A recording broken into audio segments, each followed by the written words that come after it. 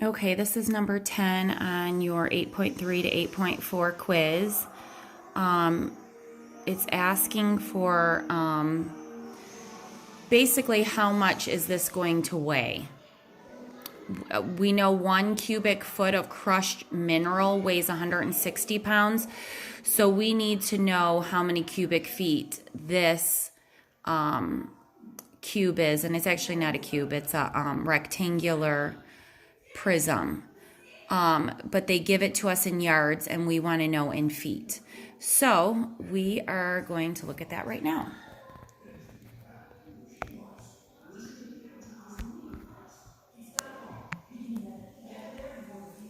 Okay. I know that I have a half of a yard by a quarter of a yard by a third of a yard.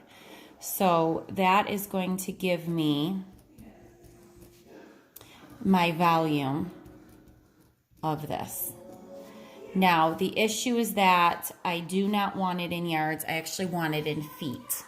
So what I do know is that there are 3 feet in a yard.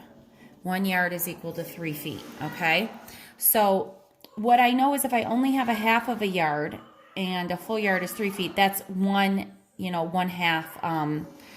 1.5 foot. Now, if you're not sure, you can also do the conversion, which would be 1/2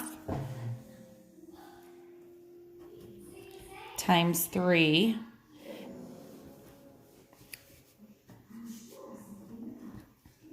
or 1 1/2 foot, okay? Because you only have a half of a yard, so I'm going to put 1.5 feet there.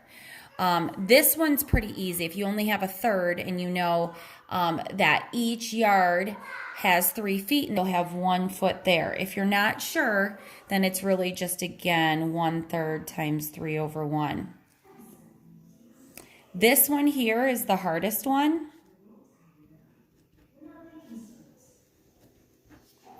This is 3/4 of a foot, okay? Now, if you remember the conversion, the dimensional analysis we learned, I always start like this. This would be for my original, oh, okay, it timed out for a second.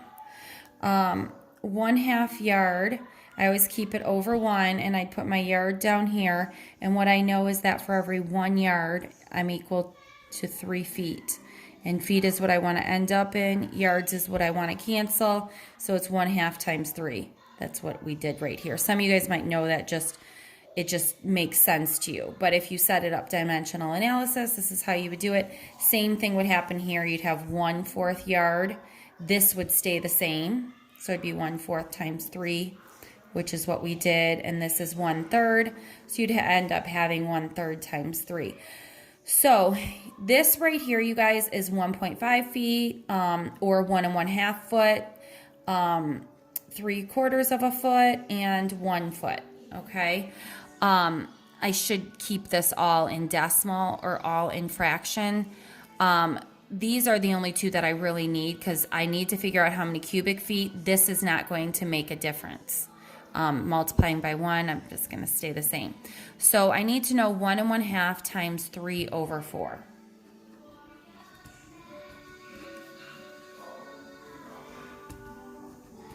Two times 1 plus 1 is 3 over 2. 3 times 3 is 9 over 8, or 1 1/8. Okay, this is your cubic feet. That's how big that cube is that they're talking about in that picture. So I know that that's how big it is, and I know that 1 cubic foot, they told me this, weighs 160 pounds. So I know I have at least 160 pounds. So I'm going to do this times the 160 because I have 1 1/8. So I know I'm going to get 160 plus whatever an eighth is of that. The word of means times. So 1 1/8 times 160.